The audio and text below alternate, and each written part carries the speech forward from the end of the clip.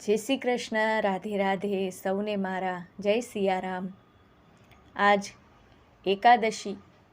એકાદશી છે, એટલે હું ભગવદ્ ગીતાનો 15મો અધ્યાય, પુરુષોત્તમ યોગ નામનો 15મો અધ્યાય લઈને આવી છું. બધા પ્રેમથી સાંભળજો.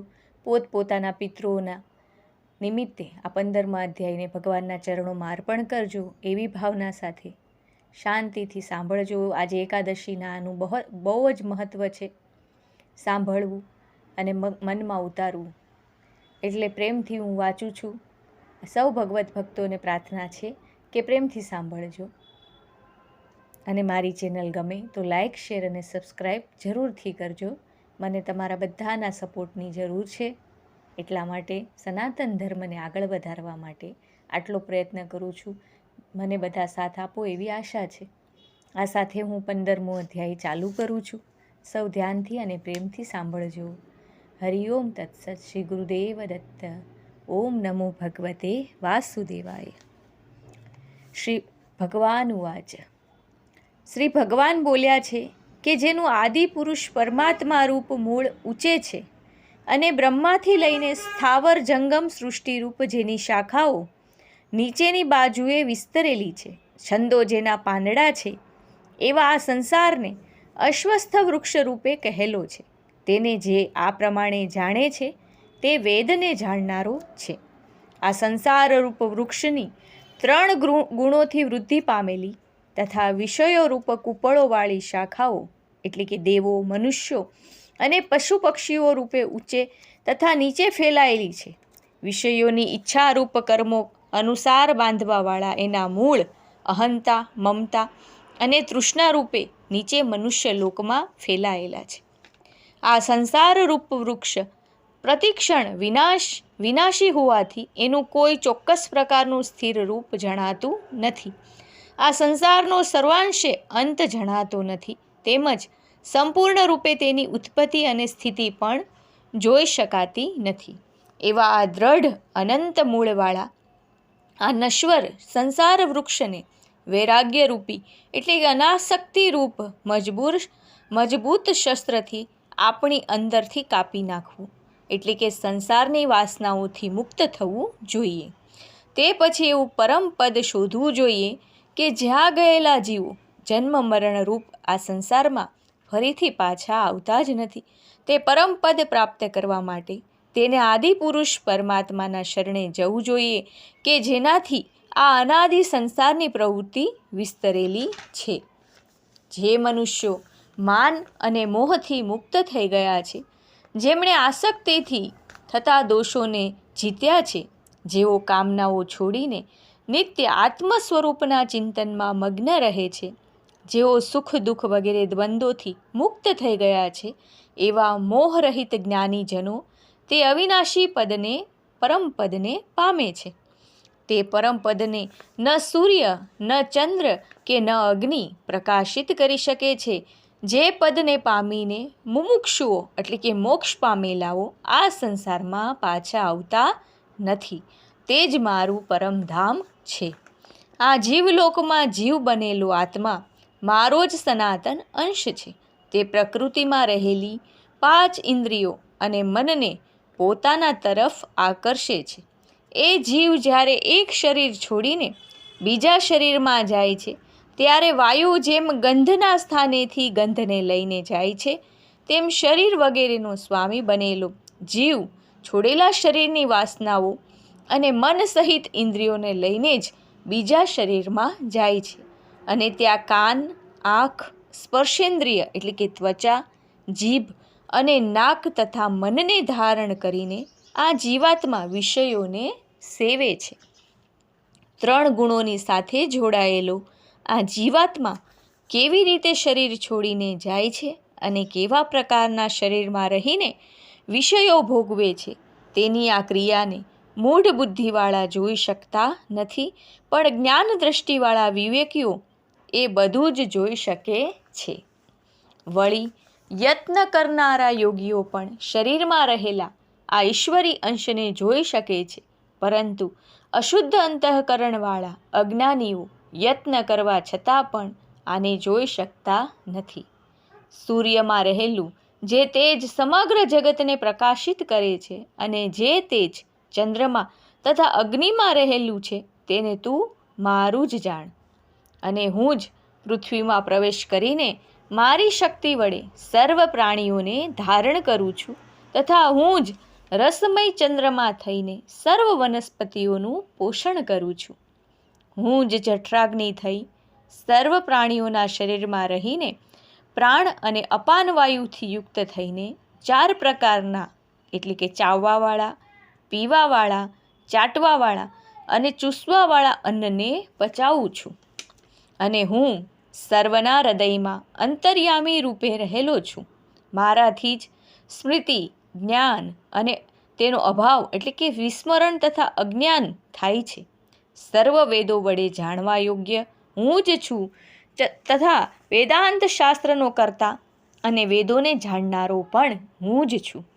આ લોકમાં ક્ષર એટલે કે નાશવંત અને અક્ષર અવિનાશી એમ 2 પ્રકારના પુરુષો છે. તેમાં સર્વભૂતો તો નાશવંત પુરુષ છે અને તેમનામાં રહેલો અંતર્યામી કુટસ્થ પુરુષ તે અક્ષર અવિનાશી કહેવાય છે. પરંતુ આ અક્ષર અને અક્ષર બંનેથી ઉત્તમ પુરુષ તો બીજો જ છે, તે પરમાત્મા કહેવાય છે. તે અવિનાશી ઈશ્વર 3 લોકમાં પ્રવેશ કરીને સર્વનું ધારણ પોષણ કરે છે. હું આ ક્ષરથી પર છું અને અક્ષરથી ઉત્તમ છું. એટલા માટે હું લોકમાં અને વેદોમાં પુરુષોત્તમ નામે પ્રસિદ્ધ છું. હે ભારત, આ રીતે જે મનુષ્ય મોહરહિત થઈને મને પુરુષોત્તમ સ્વરૂપે જાણે છે તે સર્વજ્ઞ હોઈ સર્વ પ્રકારે મારી ભક્તિમાં પરોવાઈને મને જ ભજે છે. હે નિષ્પાપ અર્જુન, આ પ્રમાણે આ અત્યંત ગુપ્ત અધ્યાત્મશાસ્ત્ર મેં તને કહ્યું. આને જાણીને મનુષ્ય બુદ્ધિમાન અને કૃતાર્થ થઈ જાય છે.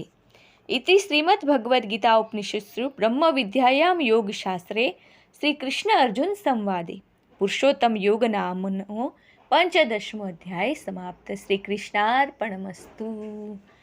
સૌના પિતૃઓને પુરુષોત્તમ યોગ નામના 15મા અધ્યાયનું પુણ્ય પ્રાપ્ત થાય એવી પ્રભુના ચરણમાં પ્રાર્થના છે. પરમ પ્રભુ પરમાત્મા સૌને સુખ, શાંતિ અને સમૃદ્ધિ આપે એ જ પ્રાર્થના છે. હવે આ 15મા અધ્યાયનું મહાત્મ્યનું ફળ શું છે, એટલે કે આને વાંચવાથી શું ફળ મળે, એનું મહાત્મ્ય શું છે એ પણ આગળ કહ્યું છે. ભગવાન શંકર પાર્વતીજીને અને વિષ્ણુ ભગવાન શ્રી લક્ષ્મીજીને કહે છે કે હવે તમે આત્માનો ઉદ્ધાર કરી સદગતિ આપનારા ગીતાજીના 15મા અધ્યાયના મહાત્મય ફળ વિશે સંભળાવો. એટલે કે આ અધ્યાયને વાંચ્યા પછી આપણને શું ફળ મળે છે એનું મહાત્મય આગળ કહેવામાં આવ્યું છે. તો મહાત્મયની કથા આ પ્રકારે છે. પૂર્વકાળે ગૌડા દેશમાં નરસિંહ નામનો એક મહાપરાક્રમી રાજા રાજ કરતો હતો. તેનો મંત્રી ઈર્ષાળુ સ્વભાવનો હતો. રાજાને સ્વર્ગ સમાન સુખ વૈભવ ભોગવતો જોઈ તેને વિચાર કર્યો કે જો હું રાજકુમારો સહિત રાજાને મારી નાખું અને ખુદ રાજા બની જાઉં તો મને પણ આ વૈભવ ભોગવવા મળે. પછી તો મંત્રી રાત દિવસ રાજાને મારી નાખવાના જ વિચાર કરવા લાગ્યો. એક અંધારી રાતે મંત્રી રાજાને મારી નાખવા માટે મહેલ તરફ જઈ રહ્યો હતો. ત્યારે અંધારામાં તેનો પગ એક સાપ ઉપર પડ્યો. સાપે દંશ દેતા તત્કાળ મંત્રી મૃત્યુ પામ્યો. બીજા જન્મે આ મંત્રી સિંધ દેશમાં ઘોડા રૂપે જન્મ્યો. તે ગુણોમાં અશ્વરાજ ઉચ્ચશ્રવા સમાન મહાતેજસ્વી હતો. જોગાનું જોગ તે ઘોડાને નરસિંહ રાજાએ એક સોદાગર પાસેથી મોં માંગી કિંમત આપીને ખરીદી લીધો. એક દિવસ રાજા તે ઘોડા ઉપર બેસીને શિકાર કરવા જંગલમાં ગયો. શિકારની શોધમાં મધ્યાહન થઈ ગયો. શિકાર ન મળવાથી નિરાશ થયેલો રાજા ભૂખ તરસથી વ્યાકુળ બની ગયો. ત્યાં જ તેની નજર એક ઋષિના આશ્રમ ઉપર પડી. રાજાએ ત્યાં જઈને પાણી પીધું. તેના મુખ પરનું તેજ જોઈને ઋષિ જાણી ગયા કે આ કોઈ રાજકુળનો છે અને ભૂખ્યો છે.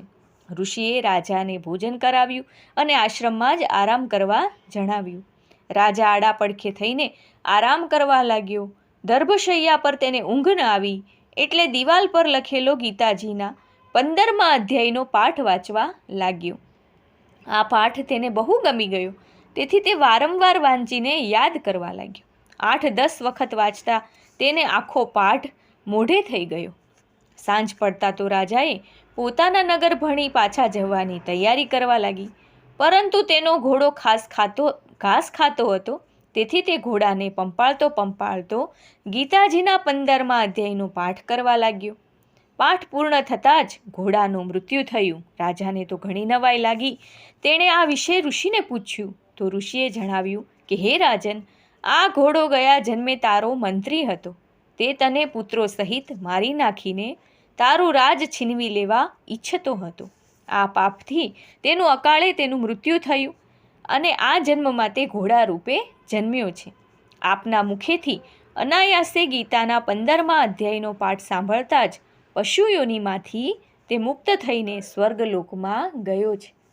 આ અદ્ભુત કથન સાંભળીને વિસ્મિત થયેલો રાજા નરસિંહ મહેલે પાછો ફર્યો. મોટા રાજકુમારનો રાજ્યાભિષેક કરી રાજ સિંહાસન પર બેસાડી તેને રાજા તરીકે જાહેર કર્યો. ત્યારબાદ રાજા નરસિંહ ગીતાજીના 15મા અધ્યાયનો નિત્ય પાઠ કરવા લાગ્યો. આ પાઠના પુણ્ય પ્રતાપે તે મૃત્યુ પછી વૈકુંઠ લોકને પામ્યો. એટલે આટલું અદ્ભુત છે આ પુરુષોત્તમ યોગ નામના ગીતાજીના 15મા અધ્યાયનું મહત્ત્વ. આટલું ફળ પ્રાપ્ત થાય છે આપણને, આપણા પિતૃઓને, બધાને. એટલે નિત્ય થઈ શકે તો દરેક વ્યક્તિએ આ પાઠ કરવો અને ભગવાનના ચરણમાં અર્પણ કરવું. આ સાથે સૌને મારા જય શ્રી કૃષ્ણ, રાધે રાધે. ફરી પાછા મળીશું. જય સીતારામ.